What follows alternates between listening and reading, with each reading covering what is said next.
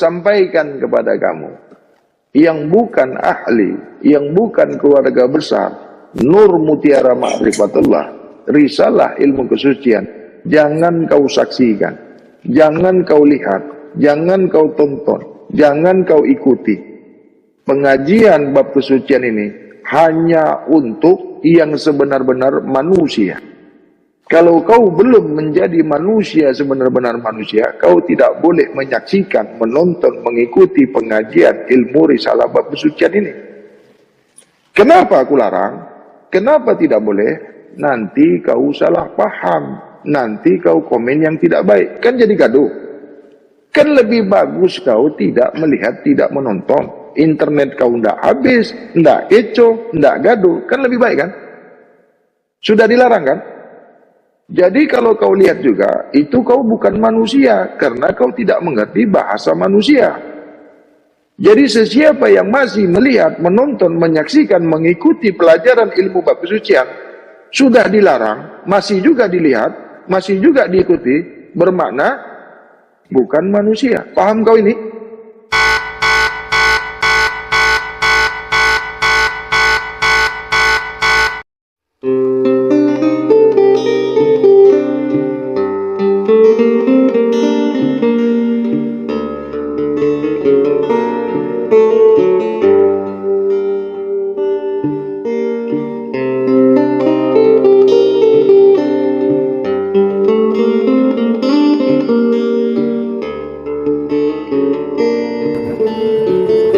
Sesiapa yang tidak mengembalikan amanah Allah kembali kepada Allah, maka merugilah dia selama dia ada di dunia ini.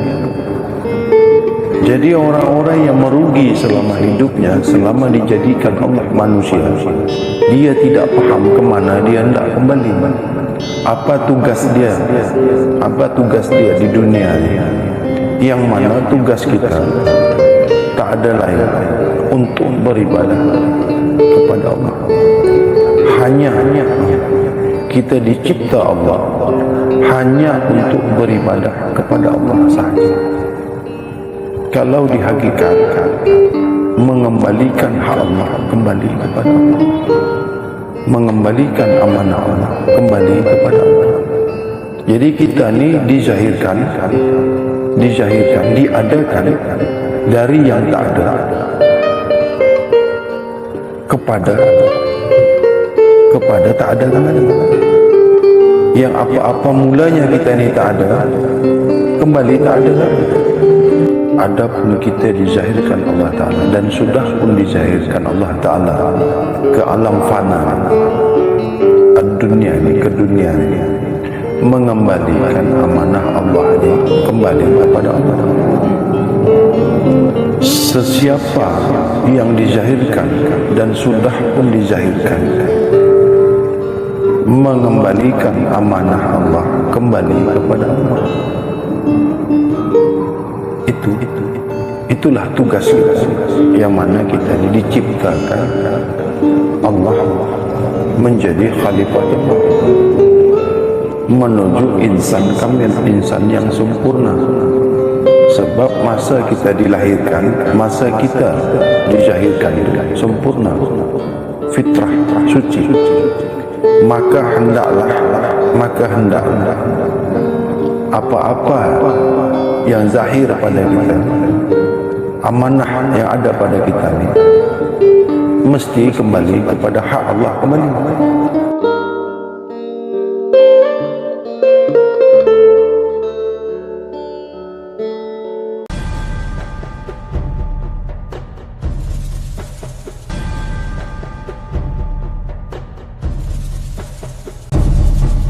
Kenapa Al-Quran sudah melarang kau? Kau buat juga? Hah? Sudah dilarang, sudah diberhentikan. Jangan kau makan darah walaupun sebesar zakat.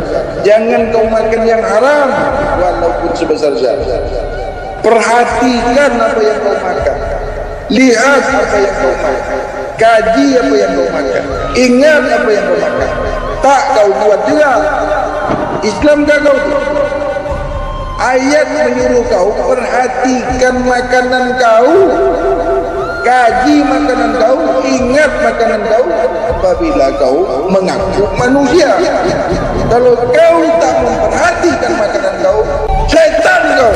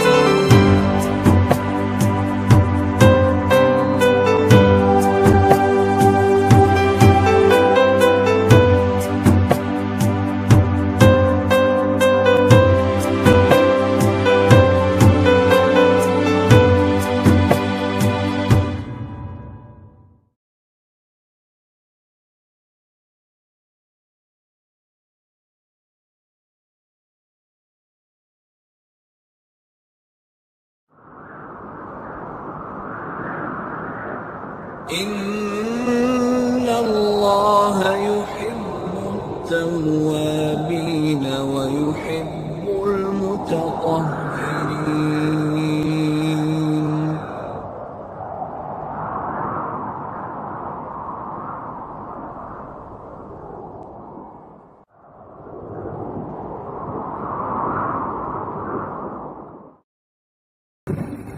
Kepada yang tak mengenali tempat kembalinya, kepada sesiapa yang tidak mengenali tempat kembalinya, dia tidak akan boleh kembali. Bagaikan hewan yang mati. Sia-sialah hidup jadi manusia. Sia-sialah hidup yang berpuluh tahun tak tahu jalan kembali kepada empunya diri. Tercari-carilah terus. Kemana aku nak pergi? Kepada siapa aku kembali? Kepada siapa diri ini nak kembali? Tak tahu jalan. Apa yang dibuat selama hidup ni tak tahu. Mengaku Islam tapi tak tahu Islam. Mengaku Islam, tak faham Islam, tak tahu apa-apa. Tengok orang Islam, kita kata kita Islam. Tengok orang sembahyang, kita kata kita sembahyang. Tengok orang puasa, kita puasa. Tengok orang bayar zakat, kita pun sama. Ada duit, tengok orang pergi haji, kita pun pergi haji. Tapi apa yang kita buat tu kita tak faham, kita tak tahu, ikut-ikut sajalah. Apalah jadinya diri kita ni yang udah usia, yang udah umur, tak tahu ke mana kita pergi. Apa yang kita buat kita tak faham, kita tak tahu. Dah lama kita hidup macam haiwan.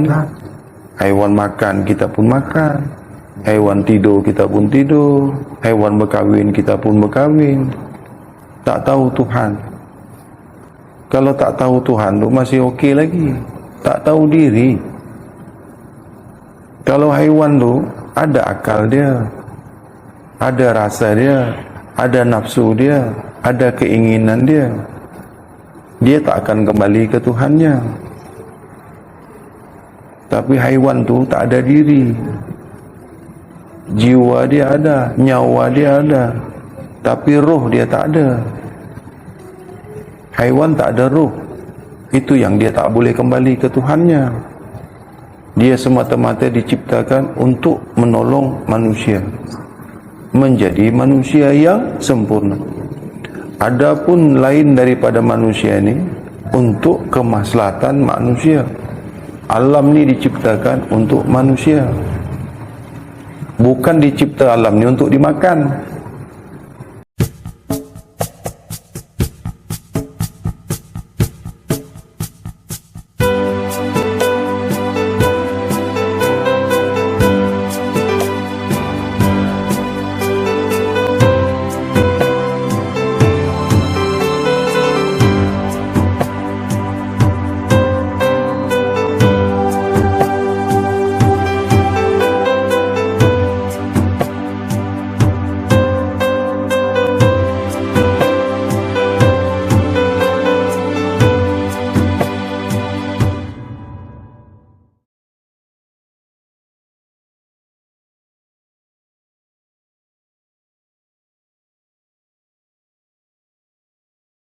Apa-apa yang ada alam ni diciptakan untuk kesempurnaan manusia, untuk menjadikan manusia yang sebenar-benar manusia. Yang ada sekarang ni, apa-apa alam ni semua selain manusia dimakannya, dirosakkannya. Haiwan tu kan ada nyawanya, ada nafsunya, ada keinginannya, ada akalnya. Apa perbezaan dengan manusia ni, haiwan ni? Perbezaannya di mana? Jangan kata haiwan ni tak ada akal. Jangan kata haiwan ni tak ada rasa. Haiwan, dia tahu mana perempuan, mana lelaki. Tak tahukah? Haiwan tak tahu tengok mana perempuan, mana lelaki, mana jantan, mana betina. Tu yang dia boleh kahwin tu. Kalau dia tak ada akal, tak ada rasa, mungkin jantan dengan jantan pun ditibai dia juga. Tak. Haiwan, dia tak kahwin dengan lelaki lah. Jantan tu tak cari jantan. Yang betina tak nak kahwin dengan yang betina. Itu kan dia ada rasa. Dia boleh merasa. Dia boleh berfikir.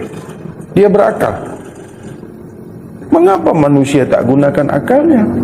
Mengapa manusia tak merasakan? Mengapa manusia tak berfikir?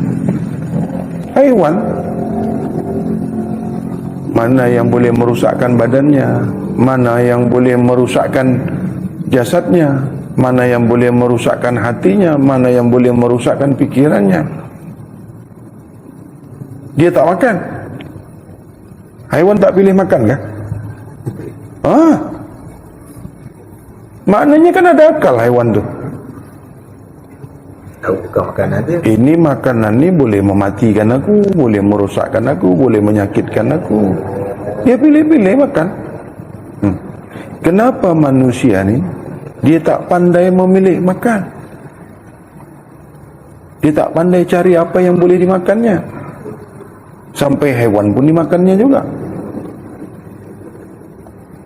Salahkah makan hewan ni? Tak salah.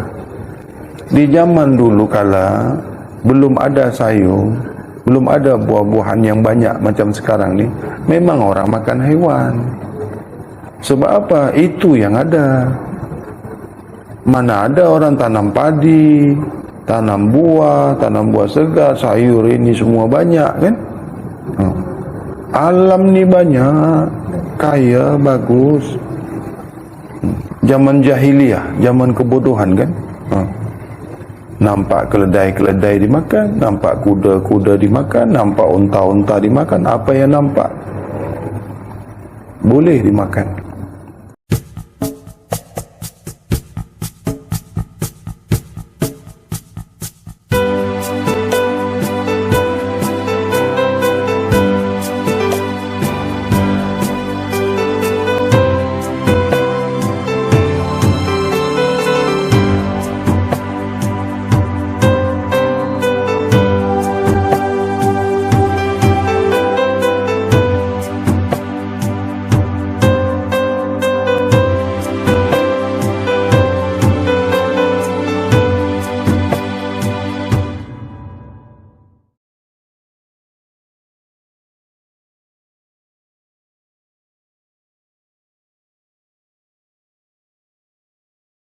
Nah, setelah adanya Nabi kita Muhammad Rasulullah sallallahu alaihi wasallam, maka hukum sudah pun diberlakukan. Maka Allah membagi atau menzahirkan contoh suri tauladan uswatun hasanah untuk manusia ni boleh sempurna. Baik dan buruk. Iya. Hakim. Ya. Jadi hakim. Ada hukum di surat Al-Maidah yang mana pada hari ini sudah pun kucukupkan, sudah kusempurnakan hukum kepada kamu, sudah kucukupkan segalanya untuk kamu, sudah ditetapkan hukum kepada kamu, dan Allah sudah reda Islam sebagai agama, Islam sebagai pegangan, Islam sebagai keyakinan, Islam sebagai tatanan hidup kita. Dan agama yang diridai Allah, Islam, yang diridai Allah, yang disuka Allah. Jangan guna agama yang lain, tapi jangan bermusuh kepada agama yang lain. Allah tak suruh kita membenci agama lain. Allah tak suruh kita untuk mengkeji agama yang lain. Bukan suruh berperang, bukan suruh bermusuh. Tak ada Allah suruh bermusuh kita dengan agama yang lain. Mereka itu semua saudara kita, boleh tolong kita, boleh bantu kita berbaik-baik. Macam Nasrani, Yahudi, Majusi, kalau orang sekarang Hindu, Buddha, Nasrani, itu semua diakui oleh Allah, bukan musuh, bukan boleh mengkeji. Kenapa kita yang Islam ni suka mengkeji? Wah, itu salah, itu musuh, itu tak elok, tak baik. Dengan kita mengkeji, dengan kita bermusuh tu, kita sudah keluar daripada Islam. Islam bukan agama yang mengkeji. Islam bukan agama yang menyalah-nyalahkan. Islam bukan agama yang suka berperang. Oh, kita dituduh orang sesat, kita dituduh orang salah, kita dikeji orang. Bersabarlah kita. Kita disalahkan orang, ini salah, itu salah. Yang baik saja yang kita buat, belum tentu orang menerima kita dengan baik. Lagi kita buat yang salah. Baik bagi kita, belum tentu baik untuk orang lain. Betul bagi kita, yang kita buat ni betul, baik, belum tentu orang terima yang baik. Lagi kalau kita buat yang tak baik. Lagi kalau kita buat yang salah. Kenapa orang keji kita? Kita sendiri yang buat kita dikeji orang. Kita sendiri yang buat kita ni, orang tak suka dengan kita, orang fitnah kita, orang buat kita sesat. Kerana perilaku kita, kerana perbuatan kita. Orang tuduh kita sesat lah. Mana contohnya tu? Mana contohnya orang kata kita sesat? Kan banyak sekarang kajian syariat, kajian tarekat, kajian hakikat, kajian makrifat, kalam, musyahadah, gaib. 7 tingkatan kaedah kajian ni tidaklah sama. Tujuannya sama. Tujuannya itu baik. Tujuannya kepada Allah. Kajian syariat menuju kepada Allah, kembali kepada Allah. Kaedah kajian tarekat, Allah juga yang ditujunya. Begitu juga hakikat, makrifat, kalam, musyahadah, ghaib. Ini semuanya dibawa oleh Nabi kita Muhammad Rasulullah SAW. Termasuklah fiqh, termasuklah tasyawuf, tauhid, yang mana Rasulullah mengajarkan tauhid 13 tahun lamanya. Islam ni kan agama yang terakhir. keyakinan yang terakhir, last sekali. Sebelum itu kan Hindu dulu. Setelah Hindu, Majusi, Buddha. Setelah Buddha, Nasrani, Kristen. Last sekali terakhir, Islam. Penyempurna agama Hindu, Buddha, Nasrani, mana penyempurnanya itu?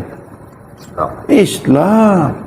Islam ni agama yang sempurna, agama yang diridai Allah, keyakinan yang diridai Allah, yang ditunjuki Allah, yang dijaga oleh Allah, yang dikasihi Allah, yang disayang oleh Allah.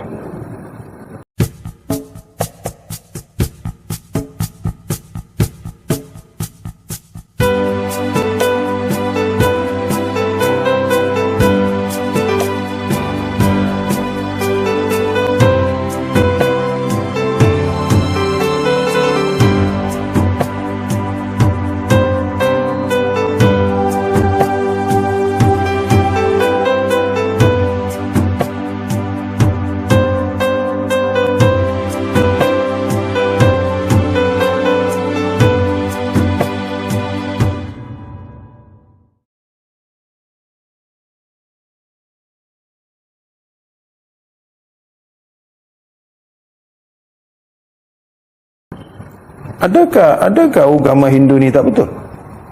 Agama Hindu ni tak betul. Ada nabinya. Ada nabinya, ada utusan Allah.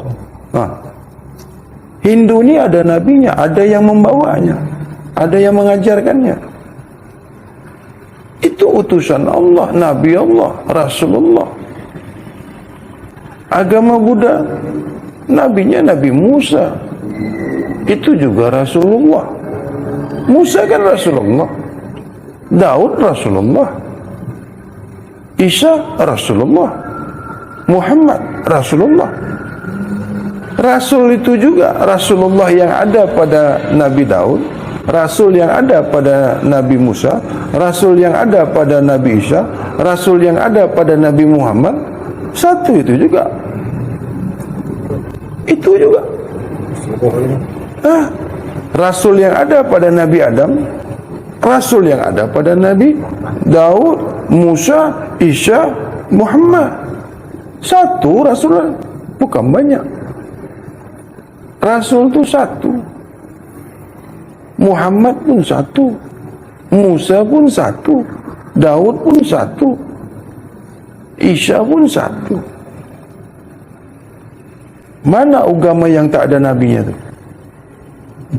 Agama yang tak ada nabinya tu mana? Kan banyak agama sekarang kan? Macam-macam nama agama, macam-macam nama kepercayaan. Tapi tak ada nabinya. Yang kita tahu Hindu, Buddha, Nasrani, Nasyarah, Islam. 4 ni yang kita tahu kan? Tapi sekarang ni kan banyak agama. Kitab Taurat, kitab Zabur, kitab Injil, kitab Al-Quran. Kitab Al-Quran ini penyempurna semua kitab. Dalam kitab Al-Quran ada Injil. Di dalam Al-Quran ada Taurat. Di dalam Al-Quran ada Zabur. Mengapa di dalam Al-Quran ada 3 kitab ni semua? Tengoklah dalam Al-Quran. Ada cerita Nabi Adam, ada cerita Nabi Idris, Nabi Nuh, Nabi Ibrahim, Nabi Yahya, Nabi Yakub, Nabi Musa, Nabi Ismail, Nabi Zulkarnain. 25 Nabi ada dalam Al-Quran semua. Kalau Al-Quran ini kepada Nabi Muhammad saja, maknanya tak adalah cerita Nabi Adam, tak adalah cerita Nabi Musa, tak adalah cerita Nabi Khidir, tak adalah cerita Nabi Isa. Ada ni semua ni. Nabi Muhammad lahir setelah Nabi. Macam mana di dalam Al-Quran ada Adam, Musa, Yahya, Khidir, Isa. Nabi Daud. Dari mana cerita ni diambil ni? Sedangkan Nabi Muhammad beranak lahir setelah Nabi Isa. Kenapa cerita Nabi-Nabi yang lama ni ada semua? Tu di surah Al-Baqarah ada cerita Nabi Adam, ada surat Yunus, ada surat Ibrahim. Dari mana datangnya? Kalau Al-Quran ini dibawa oleh Nabi Muhammad, mestinya suratnya surat Muhammad lah. Iqra, ayat yang surat yang pertama, kan? Cuba tengok dalam Al-Quran tu, surat keberapa tu? Iqra. Bukan di awal. Al-Quran itu surat yang pertama Al-Fatihah. Maknanya semua kitab tu bermula kepada Al-Fatihah. Bunyinya yang lain.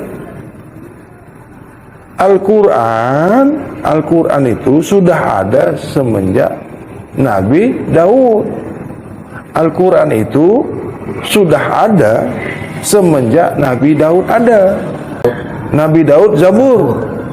Ketika Nabi Musa namanya Taurat. Ketika Nabi Isa namanya Injil. Lahirlah Nabi penyempurna agama-agama ini semua bernama Al-Quran. Itu makanya di Al-Quran semua kumpulan kitab-kitab ini ada di Al-Quran. Jadi Taurat tu, Zabur tu, ayat yang pertama, surah yang pertama Al-Fatihah. Cubalah tengok kitab Taurat yang dibawa oleh Nabi Musa, surah yang pertamanya Al-Fatihah. Injil surah Al-Fatihah, surat yang pertama Al-Fatihah dimula dengan bismillah. Injil yang asli itu dimula dengan bismillah. Al-Quran dimula dengan bismillah.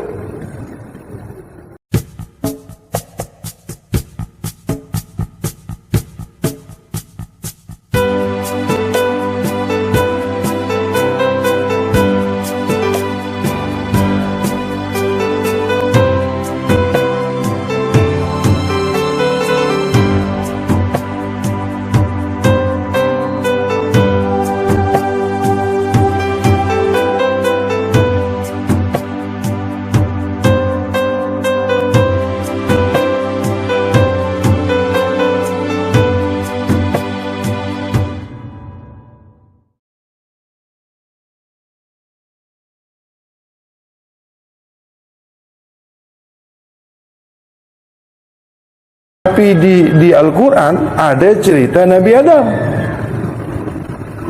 ada cerita Nabi Musa dengan Nabi Khidir. Wah, ini Bang Hadi ni tak tahulah, cerita buat-buat aja kata dia.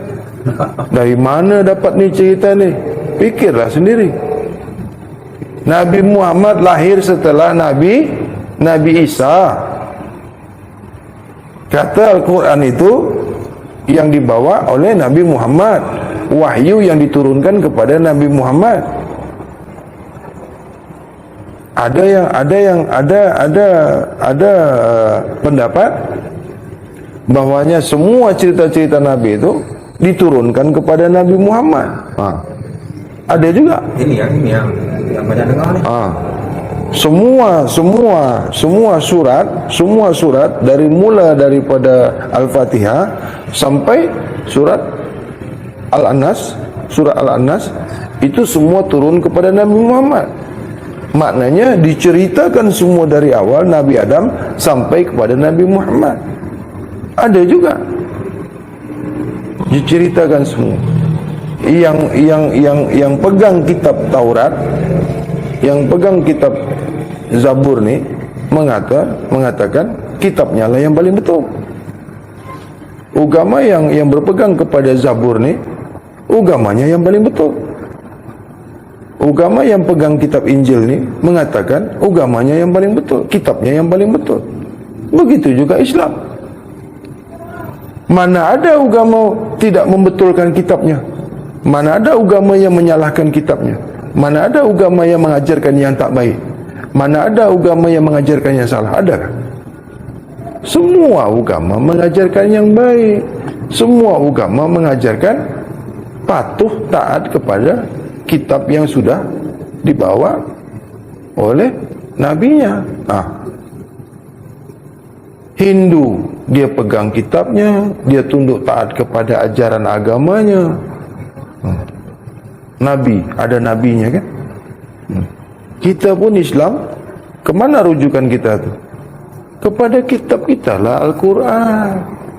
Nabi kita, Nabi Muhammad. Jangan pula kita Islam ni pakai kitab yang bukan kitab yang kita punya. Maksudnya, rujuklah kepada Al-Quran. Di dalam Al-Quran kan ada ati Allah wa ati Rasul. Ikutilah Allah dan Rasul. Apabila kamu tak jumpa Rasul, jumpalah Nabi. Apabila tak jumpa Nabi, ada tabi'in, ada warasatul anbiya, ada ulama, ada ustaz, ada guru-guru. Yang mana guru-guru ini sanadnya kepada Nabi, kepada Rasul. Sanadnya terus kepada Rasul, terus tabi'in, warasatul anbiya terus. Itu jangan keluar daripada susul galuh ni. Jadi kalau kita mengaji kepada seorang guru, betul-betul guru yang mengikuti, yang ada pondasinya, yang betul-betul berpegang kepada sunnatullah wa sunnah Rasul. Pondasinya, pegangannya kepada Al-Quran. Adapun memakai kitab-kitab yang merujuk kepada Al-Quran. Adapun kitab-kitab yang merujuk kepada penerangan tafsir Al-Quran, tak kira dia berbahasa apa. Tafsirnya boleh berbahasa negeri-negeri lain, negara lain. Jangan Al-Qurannya berbahasa negara lain. Al-Quran itu bahasa Arab. Jangan pula ada Al-Quran bahasa lain pula. Tafsirnya boleh berbeza. Tafsirnya boleh dalam bahasa apapun. Tafsir, paham tafsir? Maknanya alih bahasa boleh.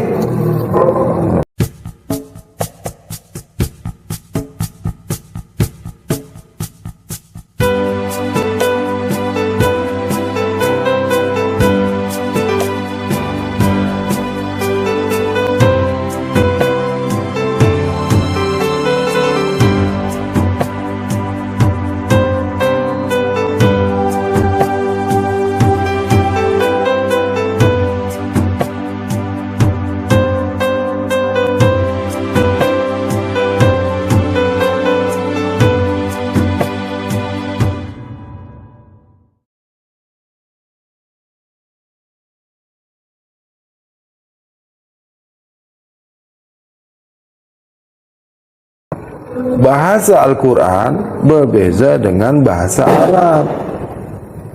Bahasa Arab dengan bahasa Al-Quran itu berbeza.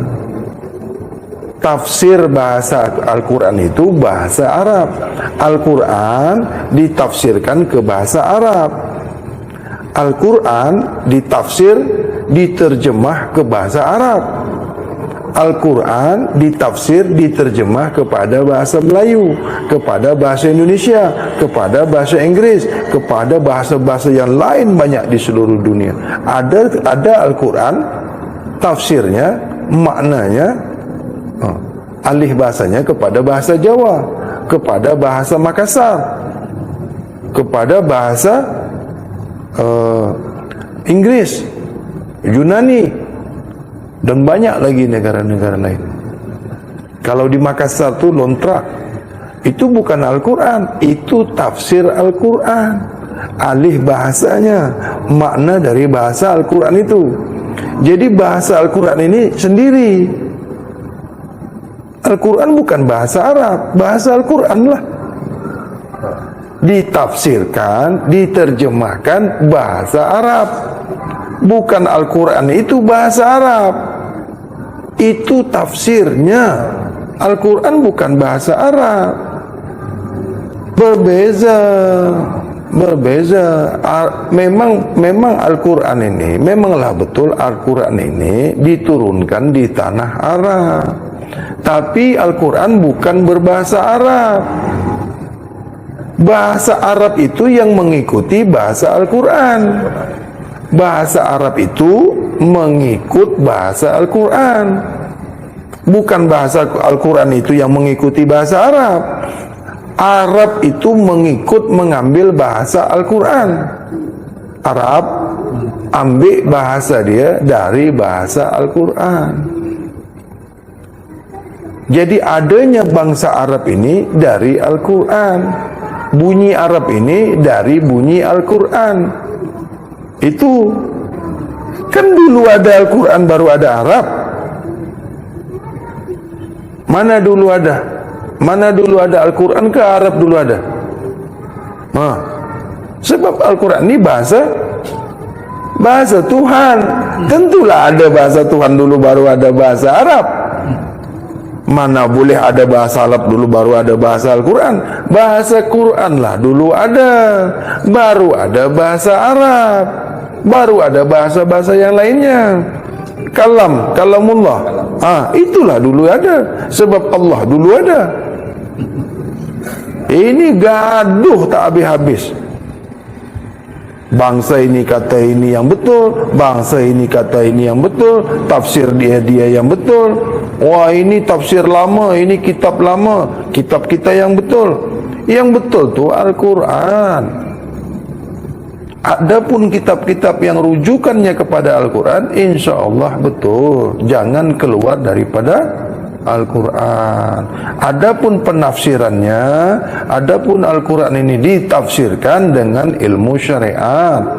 Adapun Quran ini ditafsirkan dengan ilmu tarekat, hakikat, makrifat, kalam, musyahadah dan gaib. Cukup di Al-Quran itu.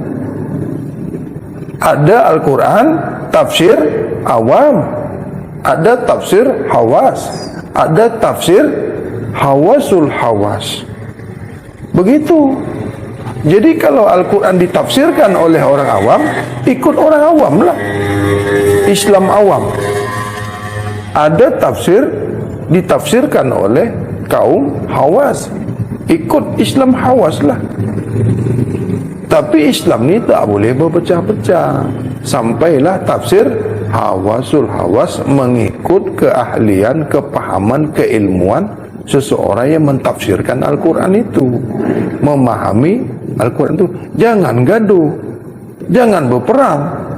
Oh, orang hawasul hawas ni dengan orang awam ni. Oh, kau orang apa? Kau suku apa? Kamu kelompok mana awam? Bagi dia itu yang dia faham. Mengikut orang hawasul hawas pun, ini orang hawasul hawas. Kan berbeza. Kehidupan awam, kehidupan hawas, kehidupan hawasul hawas ni kan berbeza. Golongan, kelompok, tingkatan, peringkat. Manusia ni kan berperingkat-peringkat. Ada tingkatannya.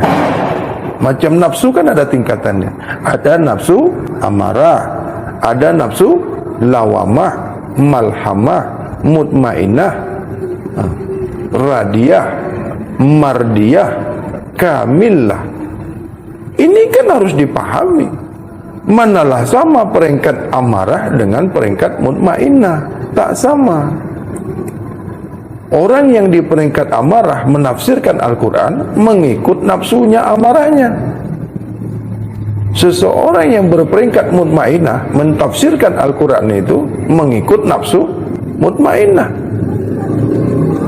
Orang yang ahli syariat mentafsirkan Al-Quran tidak sama dengan orang hakikat mentafsirkan Al-Quran.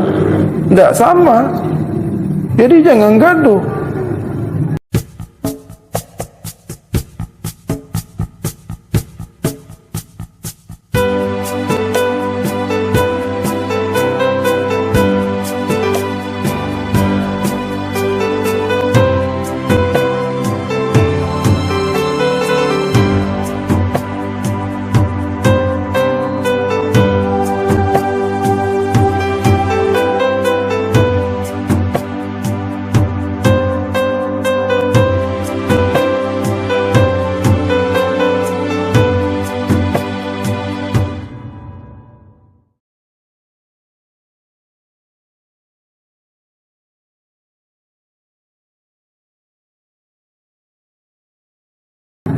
A'udzubillahi minasyaitonir rajim. Bagi orang syariat, aku berlindung daripada syaitan yang kena rejam. Orang hakikat tak macam itu mentafsirkannya. Itu ilmu syariat. Orang hakikat menterjemahkannya macam mana pula? Jadi tak payah kita gaduh. Nah, bagi seseorang yang belajar syariat, tarekat, hakikat, makrifat, kalam, musyahadah, gaib, tak pernah gaduh. Masa saya duduk di syariat, tafsirnya macam ini. Masa saya duduk di tarekat, tafsirnya macam ini. Masa saya belajar hakikat, tafsirnya macam ini. Masa saya duduk di makrifat, tafsirnya macam ini. Begitu juga kalam, musyahadah dan gaib. Cukup Al-Quran itu. Luas, smart, berperingkat-peringkat. Semuanya betul. Orang syariat mentafsirkan Al-Quran mengikut keilmuan syariatnya.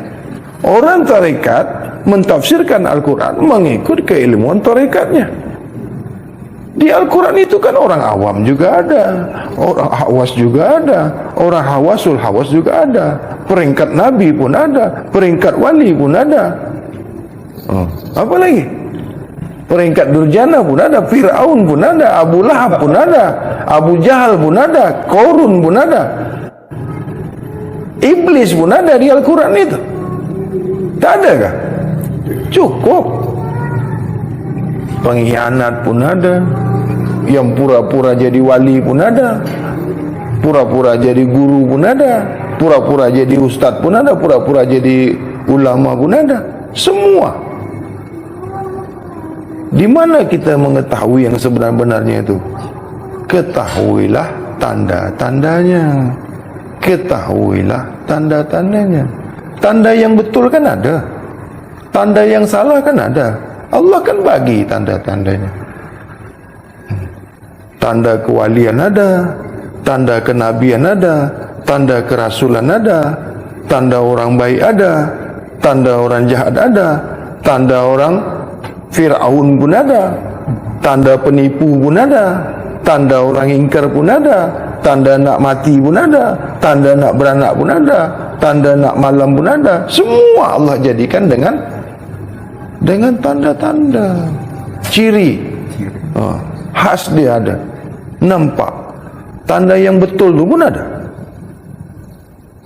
Bukan susah nak tengok yang baik dengan yang salah, yang buruk dengan yang betul. Tak susah.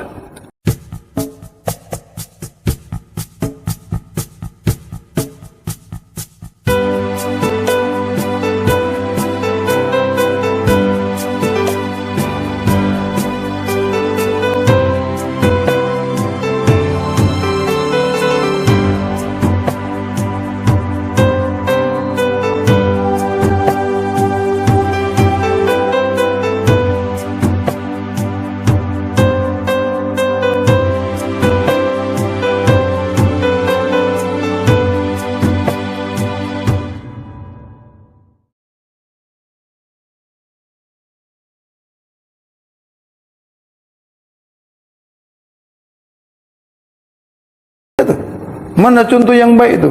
Nabi kita. Contoh khusatun hasanah kan sudah ada. Contoh yang buruk pun sudah ada. Mana contoh yang buruk? Fir'aun. Apa susah nak cari tanda ni? Cuma kita saja mana yang kita nak. Kita ni nak duduk yang mana? Contoh yang baik ada. Manusia yang disempurnakan, manusia yang ditunjuki, manusia yang disayang, manusia yang dikasihi. Kekasih Allah, Habibullah, Karimullah, Wali Allah, Haqqullah, Rasulullah. Mana manusia yang dilaknat Allah? Fir'aun. Fir'aun laknatullah. Tak ada pengikutnya? Ada. Ada pengikut Nabi? Ada. Begitu juga syariat Rasulullah, tarekat Rasulullah, hakikat Rasulullah, makrifat Rasulullah, kalam Rasulullah, musyahadah Rasulullah, gaib Rasulullah. Ada. Syariat Fir'aun, tarekat Fir'aun, hakikat Fir'aun, makrifat Fir'aun, kalam Fir'aun, musyahadah Fir'aun, ghaib Fir'aun ada, ilmu Fir'aun ada. Kenapa susah? Tinggal kita nak yang mana. Jalan yang baik itu satu, jalan yang buruk itu satu juga. Oh, kita nak macam Nabi, kita nak masuk golongan Nabi, kita masuk golongan hamba-hamba Allah yang reda dan yang diredai. Ini Rasulullah, Nabi kita. Contohlah tu, ikutlah. InsyaAllah sampai. Orang Nasrani, Kristen itu semua, Buddha, Hindu, dia ikut Nabi dia. Dia ikut cara Nabi dia. Nabi yang tunjuki jalan dia. Jangan dikeji itu, jangan dipersalahkan. Kan banyak firqah-firqah sekarang, banyak majelis-majelis, banyak kumpulan-kumpulan, banyak tarekat, banyak syariat, banyak hakikat, banyak makrifat, kan banyak. Jangan bercelaru aja semua. Ini tarekat ini dengan tarekat ini gaduh. Ke tarekat kau tak betul, tarekat kau salah. Tak macam aku, kata dia. Tarekat pakai sorban dengan tarekat tak pakai sorban gaduh. Yang tarekat pakai sorban boleh datang sini, yang tak pakai sorban jangan kau datang jumpa aku. Ini apa? Kenapa sorban yang jadi masalah? Coba tarik Islam dia. Kalau orang bersyahadat asyhadu an la ilaha illallah wa asyhadu anna Muhammadur Rasulullah, Islam sebagai agamanya, Nabi Muhammad sebagai nabinya, Ka'bah kiblatnya, Muslim, mukmin, mukminat sebagai saudaranya. Kenapa kita tak terima itu?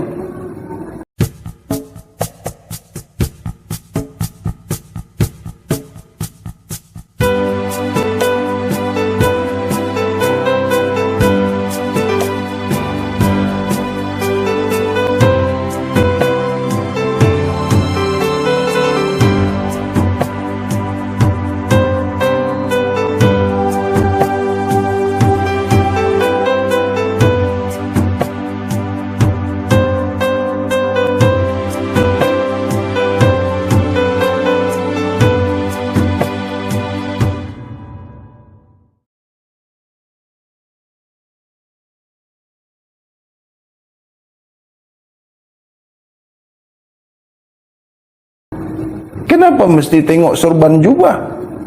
Kenapa mesti tengok rasnya? Begitukah Rasulullah ajarkan kita? Semua salah. Tengok baju pun jadi salah. Tengok baju, lain saja baju dah salah dah. Ini tak betul kau punya ni. Sorban hitam, sorban putih, sorban panjang, sorban pendek, ini pun dah jadi masalah. Tak pakai sorban, pakai songkok, ini jadi masalah. Ini lain ni kumpulannya ni. Ini Islam lain. Cina lah, India lah, orang putih lah, orang hitam lah. Tak nak berkawan, tak nak bersaudara. Selalu apa tu? Selalu yang paling sangat kita tahu tu apa tu? Yang kecil-kecil. Cina. Nampak kalau merah aja dah inti sangat dah tu. Tengok kalau merah, warna merah, tengok warna merah dah inti dah tu. Dah tak suka tengok kalau merah. Ni Cina kafir. Habis Cina tak ada Islam kah? Cina bina masjid, Cina bikin masjid, buat masjid, ikut Cina lah, cara Cina lah, kaedah Cina lah. Dia buat masjidnya warna merah. Dia suka dengan warna merah, warna kegembiraan. Kursinya merah, bajunya merah. Kita Melayu tak ada suka warna merah kah? Oh, macam-macam. Kalau Cina buat masjid, ikut kaedah dia, ikut adat istiadat dia, ikut cara dia. Tak adalah macam masjid macam kita. Kita kubahnya kubah Melayu, kubah Asia. Kalau di Cina sana, mana ada kubahnya bulat. Tradisi dia lah, adat dia lah. Itu Nigeria sana, apa, Rusia. Tengoklah masjid di sana. Mana sama dengan kita dekat Malaysia ni? Tak sama, tak serupa. Tak boleh. Oh, salah tu. Islam Rusia, Islam Cina, tak sah. Islam Indon, tak sah. Tak naklah masuk masjid orang. Tak sama dengan masjid kita. Ini kan pemikiran apa ni? Tak smart. Cetek sangat ilmunya.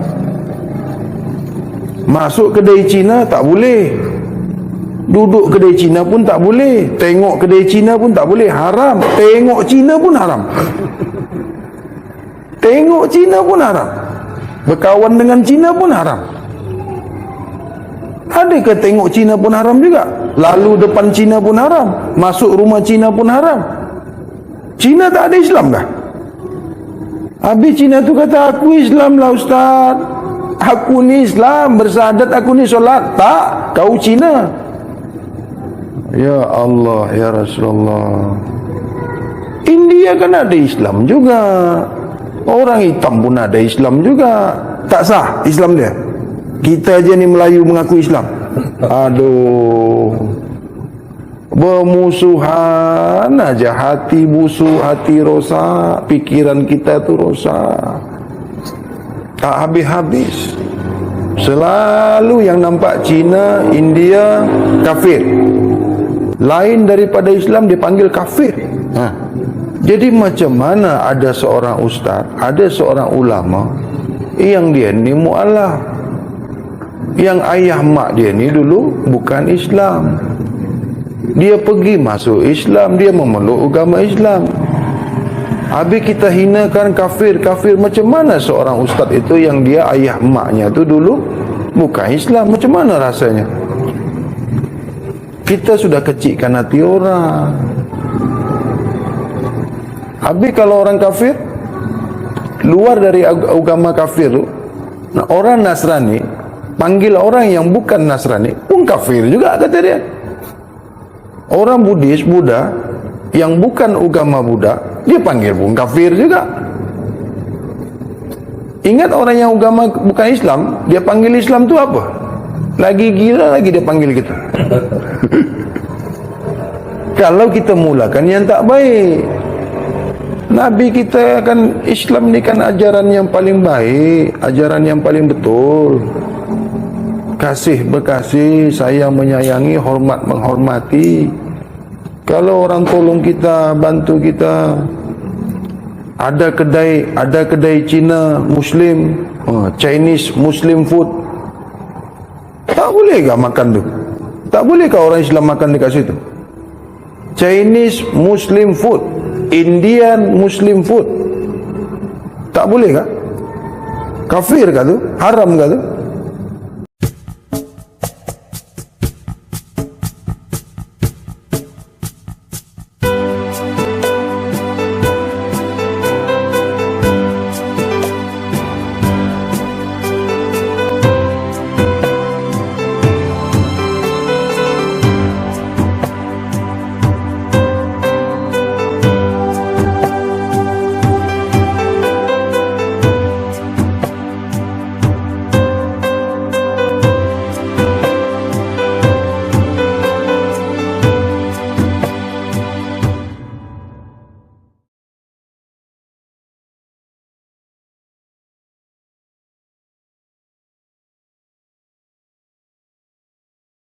Kita ini hidup berkaum-kaum. Kita hidup ni tolong menolong. Biar dia Cina, biar dia India, biar dia Melayu, berbaik-baiklah. Tolong menolong. Selagi orang berbuat baik dengan kita, kita berbuat baik juga kepada mereka. Itu ajaran Islam, bukan bermusuh-musuhan. Jadi macam mana kita mengenali diri kita ni? Macam mana mengenali diri kita yang diri kita ni pun sudah pun zahir? Bagaimana kita mengenali diri kita yang diri kita ni sudah zahir, sudah wujud, sudah nyata? Diri mana yang nak kita kenali lagi? Kan banyak ilmu mengenal diri, banyak ilmu yang mengetahui diri, banyak ilmu yang memahami diri. Diri mana lagi yang nak dipahami? Diri mana lagi yang nak dikenali? Diri mana lagi yang nak dizahirkan? Diri mana lagi yang nak dinyatakan? Diri mana lagi? Diri sudah pun nyata pada diri. Diri sudah zahir pada diri. Diri sudah wujud pada diri. Diri yang tersembunyi sudah pun nyata. Diri yang rahasia sudah pun ada. Diri mana lagi yang nak dinyatakan? Diri Tuhan. Diri Tuhan nak dinyatakan? Yang katakan diri yang terdiri. Diri yang terdiri itu diri yang nyata. Nyata. Diri yang terdiri, diri yang nyata. Tegak nyatanya diri, itulah diri terdiri. Itu kan istilah saja. Diri yang tersembunyi, diri yang terperi, satu juga itu semua.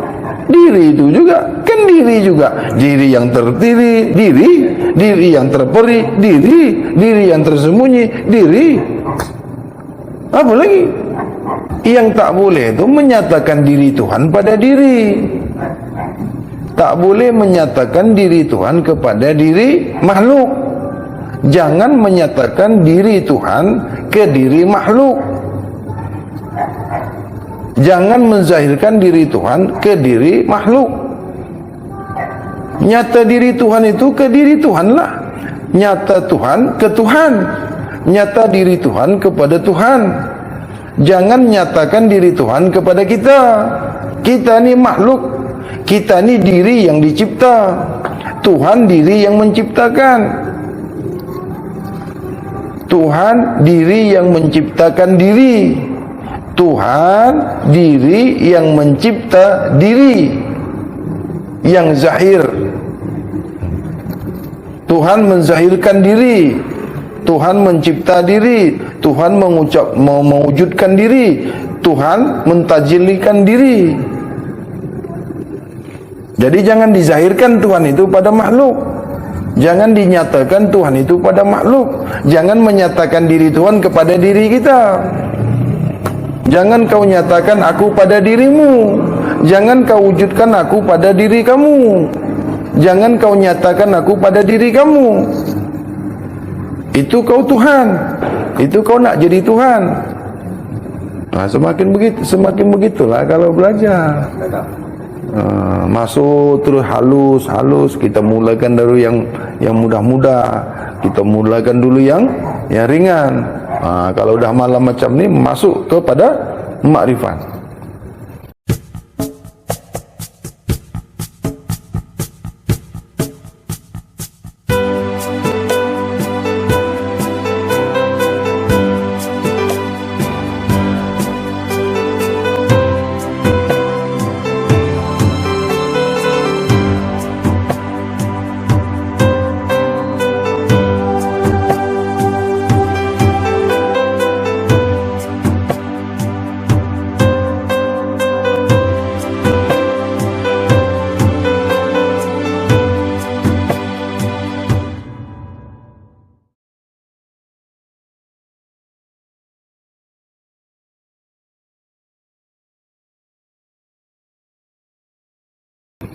Yang boleh kau zahirkan asmaku, yang boleh kau nyatakan asmaku, yang boleh kau wujudkan asmaku, yang boleh kau zahirkan af'alku, yang boleh kau zahirkan yang boleh kau nyatakan af'alku, yang boleh kau wujudkan af'alku, sifatku dan zatku.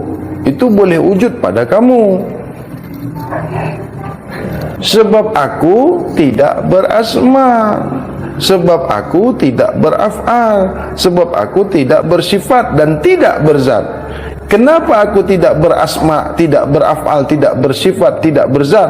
Aku menciptakan asma, aku menzahirkan asma, aku menciptakan af'al, aku menzahirkan af'al, mewujudkan af'al, sifat dan zat. Mana zatku itu? Rahasia. Zat Tuhan itu rahasia. Itu zat Tuhan. Mana tubuh zahirku? Muhammad. Mana Muhammad tu? Nabi Muhammad. Siapa Nabi Muhammad tu? Daripada Adam, anak cucu Adam. Jadi Adam tu tubuh kasarnya Muhammad. Jadi Adam itu tubuh kasar, tubuh muhaddasnya Muhammad, tubuh zahirnya, tubuh kenyataannya, tubuh jasmaninya Muhammad. Itulah Adam. Adam tu siapa? Adam tu siapa? Kau inilah. Yang berasma Adam, yang beraf'al Adam, yang bersifat Adam, yang berzat Adam. Mana zatnya tu? Rahasia Adam. Mana af'al, mana perbuatan Adam tu? Rasul. Jangan tanya pula mana Adam tu lagi. Yang tercogok ni lah. Apa lagi? Yang bersyariat, yang bertarekat, yang berhakikat, yang bermakrifat, yang berkalam, yang bermusyahadah, yang insyaallah. Itulah Adam. Sempurnalah Adam ni. Sempurnalah Adam ni. Kenapa sempurna Adam ni? Asma, af'al, sifat, zat. Tanah, air, api, angin. Kiri, kanan, muka, belakang. Utara, timur, selatan, barat. Syafi'i, Hambali, Maliki, Hanafi. Abu Bakar, Umar, Utsman, Ali. Sempurna Adam ni. Makhluk yang sempurna di dunia ini tak ada lain kecuali Adam, manusia, insan. Itulah yang dizahirkan Allah. Itulah yang diwujudkan Allah.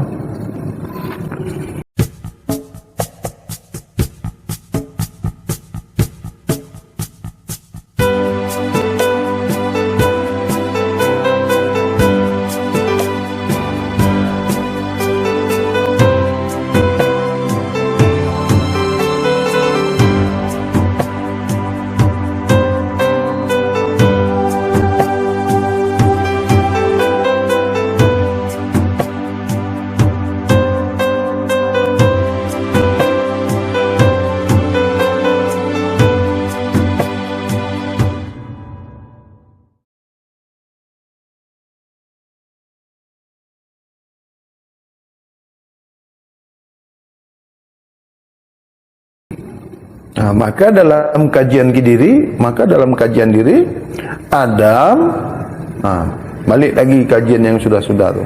Adam zahir kerana asma Muhammad. Adam zahir kerana af'al Muhammad.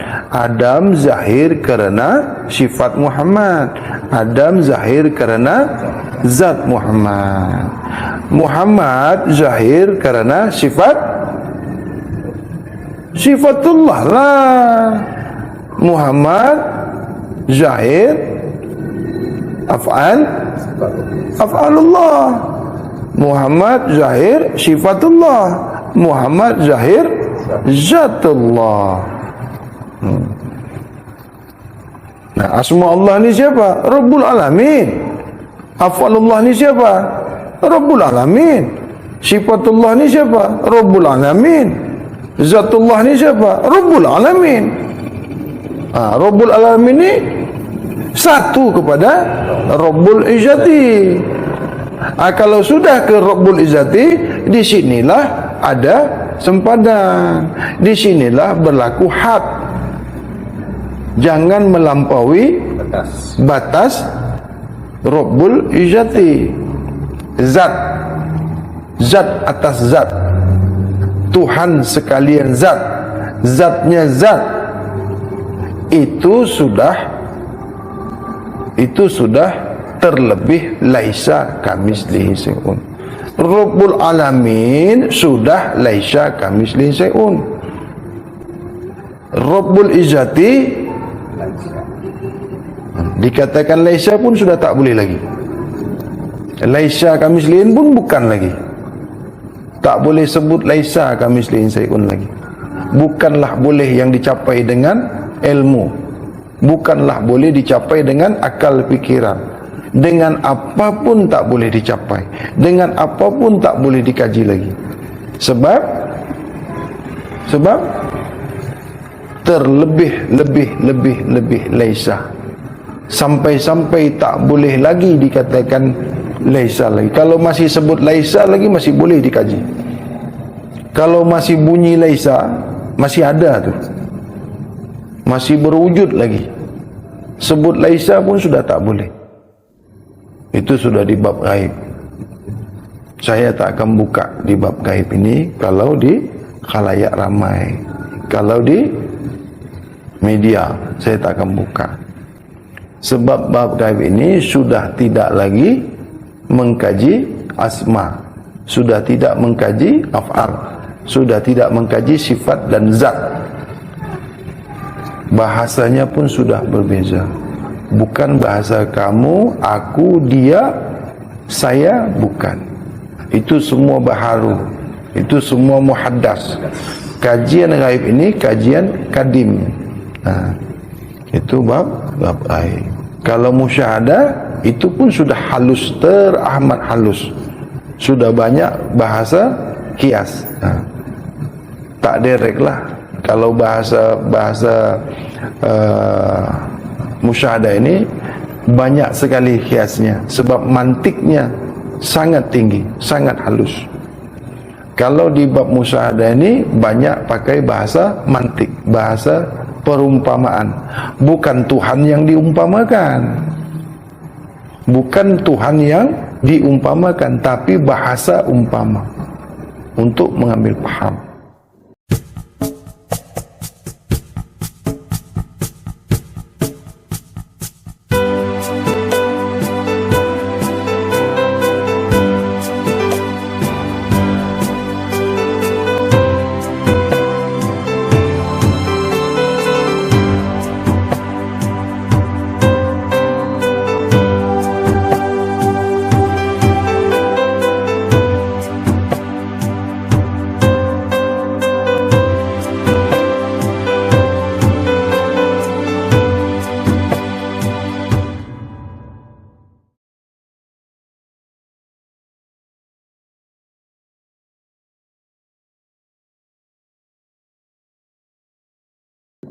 Di bab makrifat saja itu sudah sangat halus. Di bab makrifat pun sudah tidak menceritakan asma lagi, sudah tidak menceritakan jirim, sudah tak mengkaji jirim, jisim sudah tak mengkaji. Ma'rifatullah ya.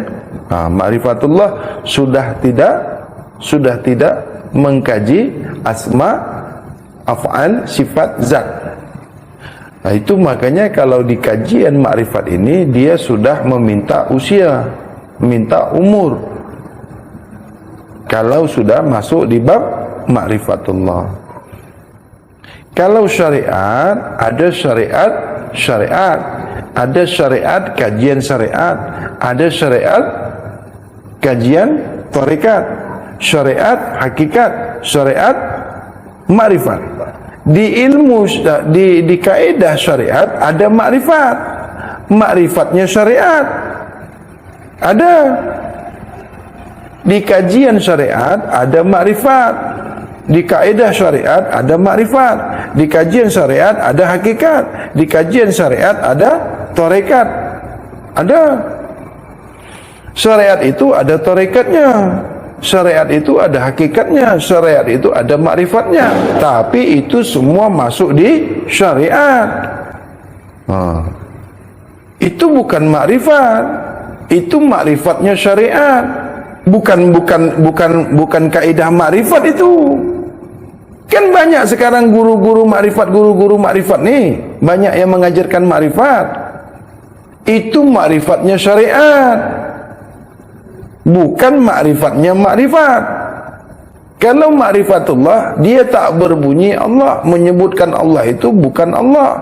Sebab Allah itu bunyi, alif lam lam ha itu bunyi, sebutan, panggilan, sebut. Itu jirim, itu jisim. Jadi kalau ada guru bercerita, mengkaji, mengatakan Tuhan itu Allah, atau mengatakan Tuhan itu Tuhan, itu bukan makrifat. Bukan kaidah makrifat yang mengatakan Allah itu Tuhan. Itu syariat. Kan banyak guru sekarang ni, banyak guru makrifat, banyak guru hakikat, banyak guru tarekat, banyak guru syariat. Yang tarekat, ada tarekatnya syariat, ada tarekatnya hakikat, ada tarekatnya makrifat. Jadi syariat, tarekat, hakikat, makrifat ini syariat bagian. Di dalam kaedah syariat ada tarekat, ada hakikat, ada makrifat. Di dalam tarekat ada syariat, ada hakikat, ada makrifat. Di dalam makrifat ada syariat, ada tarekatnya. Makrifat yang di atas ni dengan makrifat yang di bawah ni berbeza. Makrifat yang syariat itu mengkaji asma, mengkaji af'al, mengkaji sifat, mengkaji zat. Makrifat syariat, dia masih berhuruf lagi. Dia masih mengajarkan awaluddin ma'rifatullah. Ini orang belum kenal Allah. Makrifat syariat, makrifat yang bawah, makrifat yang mula-mula, ma'rifatullah yang awal. Contohnya makrifat yang syariat, makrifat yang di bawah ni. Dia kata apa? Wujud, qidam, baqa, fatul lil hawadis, qiyamu bi nafsi. Ini makrifat yang di bawah. Ini makrifatnya syariat. Bukan makrifat yang makrifat. Kalau makrifat yang musyahadah ni, makrifat kalam, musyahadah gaib ini tak macam itu. Sebab apa? Ma'rifatullah ni yang di atas ni, makrifat yang musyahadah, mana boleh Allah itu berhuruf, mana boleh Tuhan itu berhuruf. Huruf bukan Tuhan, sebutan bukan Tuhan, Allah bukan Tuhan. Allah itu nama Tuhan, Allah itu sebut Tuhan, Allah itu pemanggil Tuhan. Namanya Tuhan, bukan Tuhan itu. Kalau di makrifat yang atas ni, ini kan mesti tahu, mesti paham nih.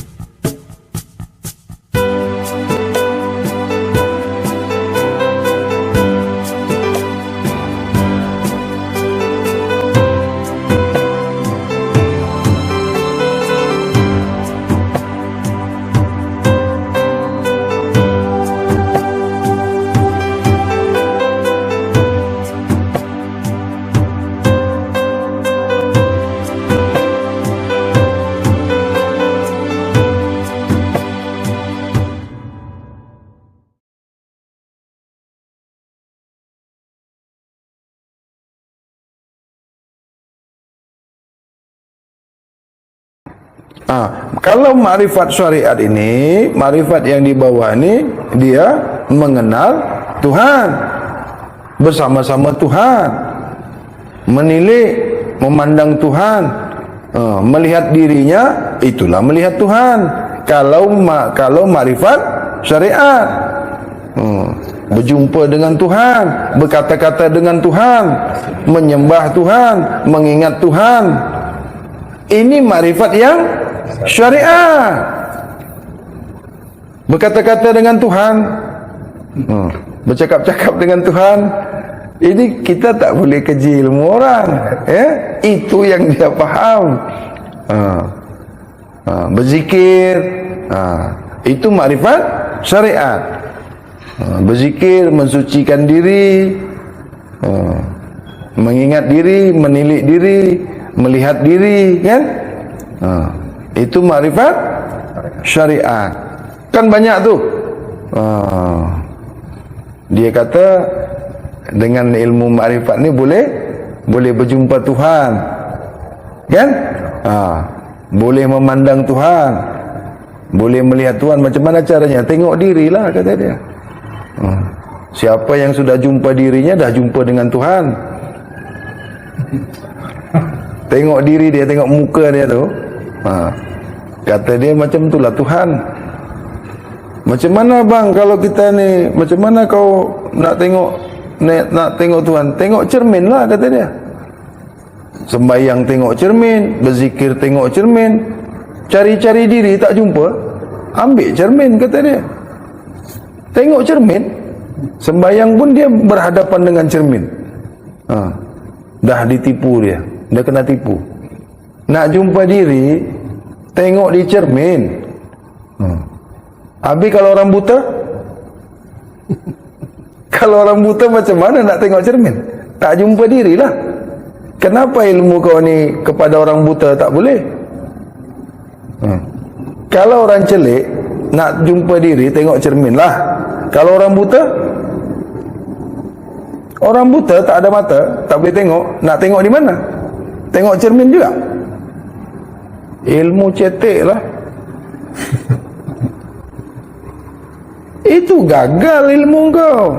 Adakah ilmu kau dengan untuk orang buta saja, untuk orang celik aja? Habis makrifat ni untuk orang celik aja?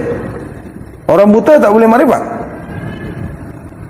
Habis kalau muridnya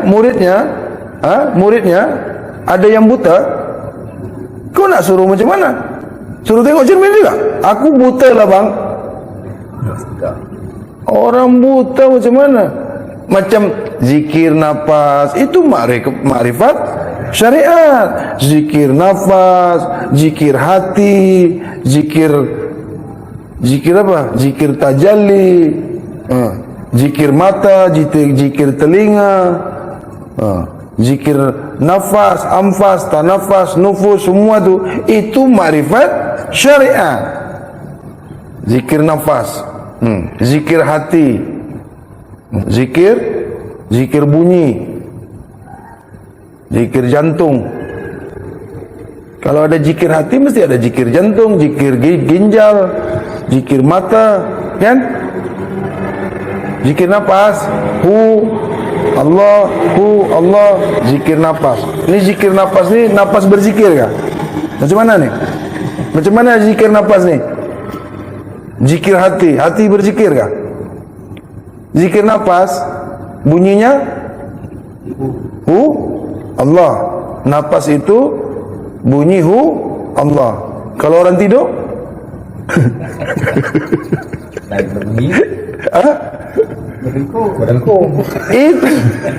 itulah buktinya kalau nafas ni tidak berbunyi.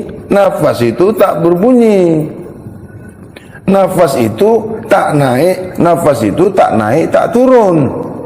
Nafas itu tidak naik, tidak turun, tidak keluar, tidak masuk. Nafas tak ada bunyi apa-apa dah. Cubalah orang tidur tu, bila dia naikkan, bila dia turunkan, bila dia keluarkan, bila dia masukkan. Orang tidur, siapa yang naikkan nafas dia? Siapa yang turunkan?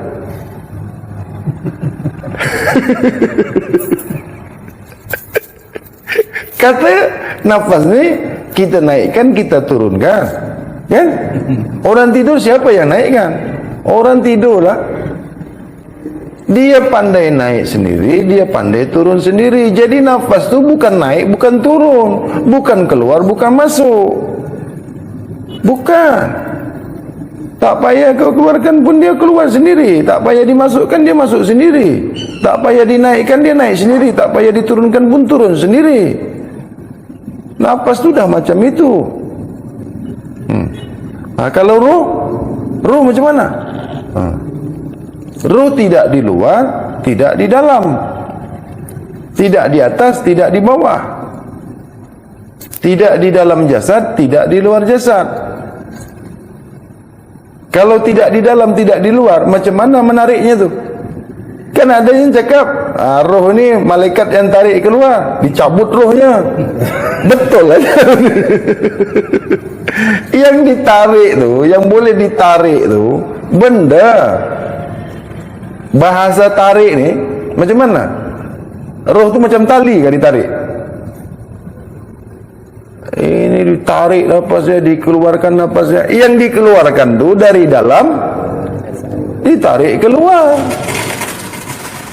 Ini ada malaikat datang nak tarik roh lah, nak ambil roh. Kan ada tuh ustaz-ustaz bercerita, guru-guru bercerita. Ada malaikat yang tarik roh, ada malaikat yang cabut roh. Ini roh ini macam mana? Roh ini rupanya macam mana? Bendanya macam mana? Kenapa main tarik-tarik? Roh tak boleh ditarik, roh tak boleh dicabut. Ingat roh ni pokok kah? Main cabut-cabut aja kau. Roh bukan pokok, bukan benda. Inilah tak faham roh. Bercerita aja, bercelaru aja. Sampai akhir sampai. Dari mana kau cakap roh ni boleh ditarik-tarik? Ini siapa yang cakap? Malaikat boleh tarik roh kah? Malaikat mana yang cabut roh? Siapa yang boleh cabut roh ni? Malaikat boleh cabut roh kah? Boleh ambil roh orang? Roh itu bukan malaikat yang tanam, bukan malaikat yang bagi. Roh itu bukan malaikat yang tanam, bukan malaikat yang bagi. Apa pula malaikat yang cabut pula?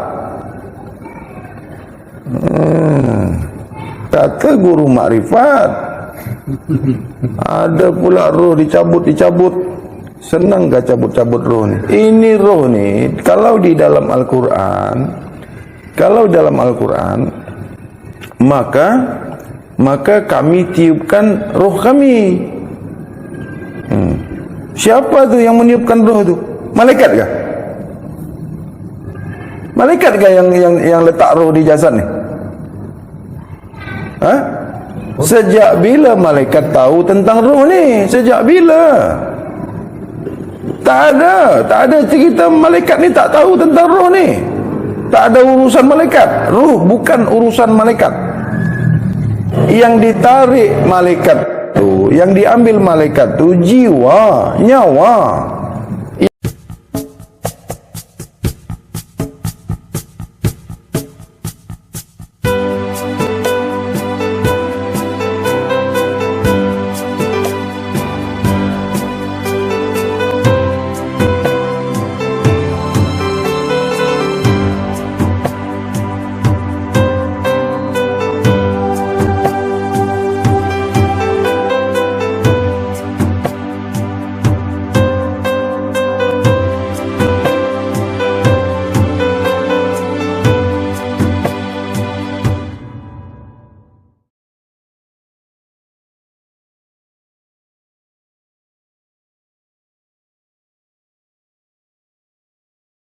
Yang diambil malaikat tu jiwa, nyawa. Roh ni, roh jasad ini tak boleh berpisah. Roh jasad ini tak boleh berpisah. Di dalam kubur pun roh itu masih ada lagi. Kan ada siksa kubur tak? Ada tak siksa kubur? Kalau tak ada roh, macam mana nak merasakan siksa? Hidup tak dalam kubur tu? Ada siksa. Hidup tak? Dalam kubur hidup tak? Kan. Mana boleh manusia tu merasakan kalau tak ada roh? Dalam kubur tu roh masih ada. Roh ni bungkusnya nyawa. Rumah roh tu nyawa. Nyawa ni bungkusnya nafas. Dibuka nafas tu, melompatlah nyawa ni. Itu yang mati. Jadi mati itu bukan roh yang keluar. Ini guru-guru ni roh lah kena cabut, roh lah keluar. Tapi itulah pengetahuan dia. Itulah yang tahu dia. Jangan marah Jangan keji. Tak apa. Kalau kau kata roh keluar dari badan kau, dari jasad kau, kau cakaplah tu. Roh aku tak ada keluar masuk dah. Ini roh keluar masuk. Mimpi dia kata roh keluar. Kalau roh keluar dari badan kau, tak ada. Mimpi dia kata roh dia keluar. Roh dia berjalan. Kalau kau mimpi roh kau keluar dari jasad kau, hancur. Itu para wali-wali Allah, para guru-guru terdahulu, apabila jasadnya, rohnya masih ada di jasadnya itu tak akan busuk, jasadnya tak akan hancur. Apabila berpisah roh dengan jasad, itu yang rosak jasad tu, ditinggalkan roh jasad tu. Jadi roh ni kuasa Allah, hanya Allah yang boleh mengambilnya kembali.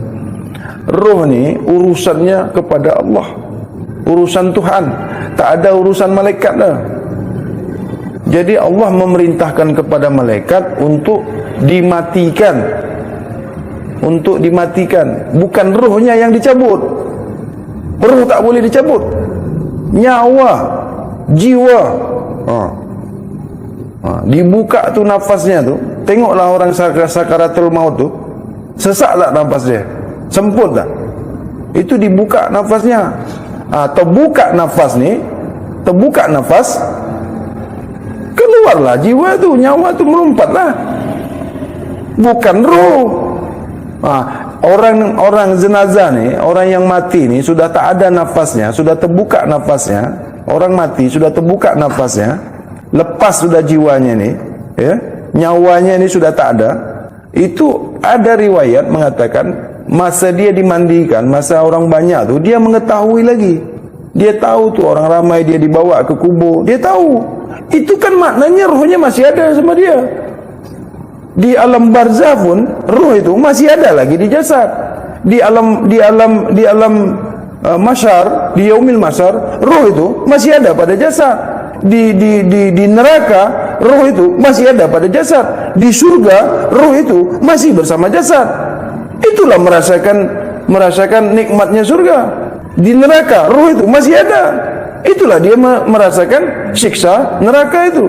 Karena perbuatan jasad, roh pun menerima padanya. Roh ini datang daripada aku, kerana kau jasad, roh pun menderita. Roh pun menanggung akibatnya. Kerana jasad yang tak mengenali roh ni, durjana jasad ni, kotor, busuk. Kerana kau jasad, aku pun menerima, kata roh ni.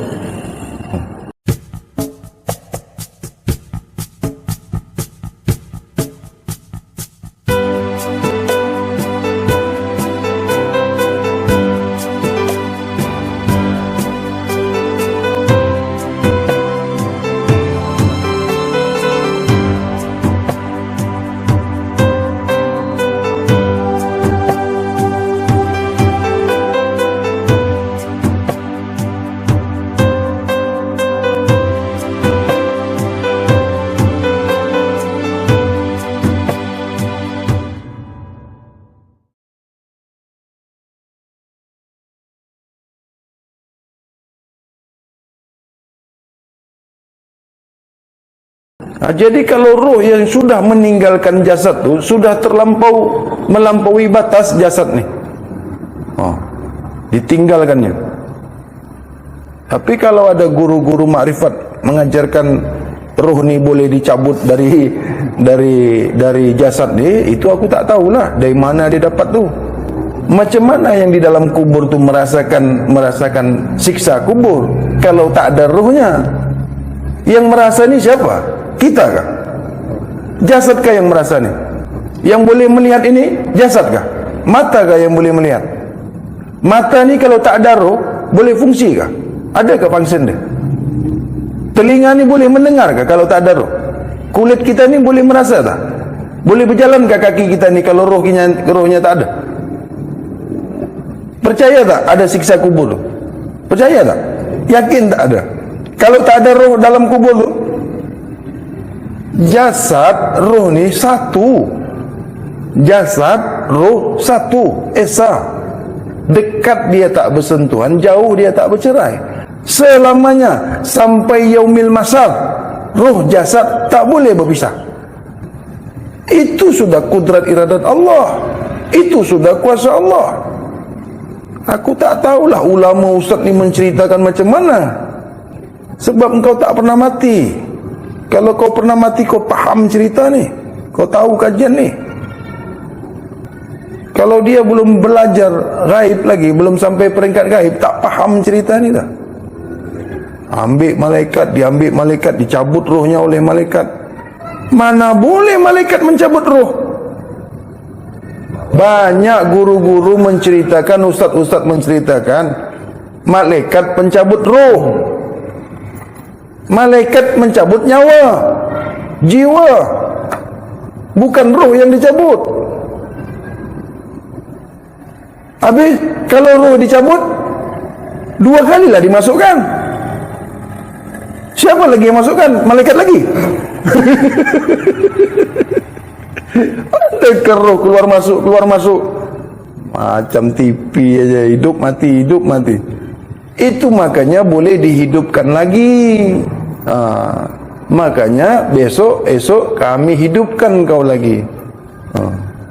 Yang boleh masuk tu jiwa, nyawa. Itu yang boleh masuk, keluar masuk. Kalau roh tak boleh keluar masuk. Kalau malaikat sudah ambil roh, habis yang masukkan lagi siapa? Malaikat lagi. Oh, habis kalau roh, malaikat ada roh tak? Malaikat ada roh tak? Ada juga ustaz yang menceritakan tu, habis tu katanya dari cabutnya semua roh orang, tinggal dia seorang tukang cabut, dia pula cabut diri dia sendiri. Sudah, malaikat ni kan tukang cabut roh, ya kan tak? Ya tak? Udah dicabutnya roh orang semua, tinggal dia sendiri. Siapa yang cabut dia? Dia cabut rohnya sendiri kan? Nih, gunalah akal.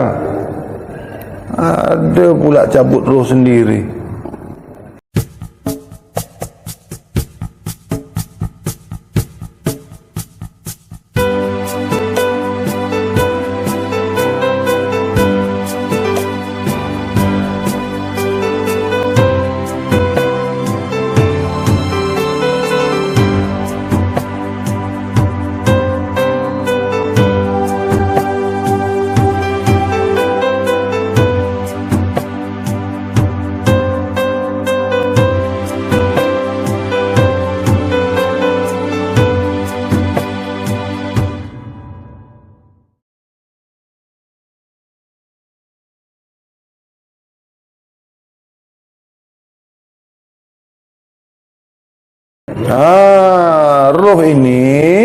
Roh ini kudrat iradat Allah.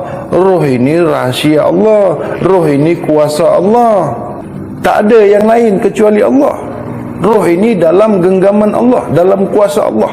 Kudrat iradat Allah, rahsia Allah. Hanya Allah yang mengetahui. Malaikat pun tak tahu hal roh ni. Hal keadaan roh ni malaikat pun tak tahu. Tak ada satu pun yang tahu hal keadaan roh. Kata nak belajar musyahadah gaib. Kalau bab ni guru makrifat tak faham. Ini bukan peringkat makrifat. Kalau ada guru-guru makrifat yang mengatakan roh ni boleh dicabut malaikat, aku tak tahu dia belajarnya di mana. Mana hadisnya? Bukan roh yang dicabut. Roh tak boleh dicabut. Bahasa dicabut ni pokok. Roh bukan pokok. Roh ni sifatnya kadim, rahasia, syir. Hanya Allah. Malaikat tak boleh. Roh ni rahasia, bukan urusan malaikat. Mana ada malaikat boleh cabut-cabut roh ni? Cubalah, yakin tak dalam kubur tu ada siksa kubur? Ada siksa yaumil mahsyar? Ada tak? Siksa neraka ada tak? Ini bermakna jasad roh ni masih lagi satu. Di alam barzah pun, di alam barzah itu jasad roh satu. Kalau dia dikubur tu, kalau dia di alam barzah tu, dia suka, dia senang, dia rasa nikmat, maknanya roh tu masih ada pada jasad lagi. Dia tersiksa, dia susah, dia menderita di alam barzah tu, roh jasadnya masih ada lagi. Siapa yang merasa ni? Yang melihat, yang mendengar. Siapa? Roh lah. Itulah roh ini. Roh ini sudah diambil persaksiannya, ya. Roh ini kan kami tiupkan roh kan, maka dia kajiannya sampai kembali lagi kepada, jadi roh ini boleh bawa jasad. Jadi jasad yang mana yang boleh dibawa roh ini kembali ke Tuhannya? Burung terbang bersama sangkarnya sekali. Keris itu pergi dengan sarungnya sekali. Zahir batin kembali kepada Tuhannya. Zahir batin kembali kepada Rabbul Alamin. Jadi amanah kembali kepada empunya amanah. Diri kembali kepada empunya diri. Jadi jasad zahir ni daripada Nur Muhammad. Roh ini daripada Nur Allah.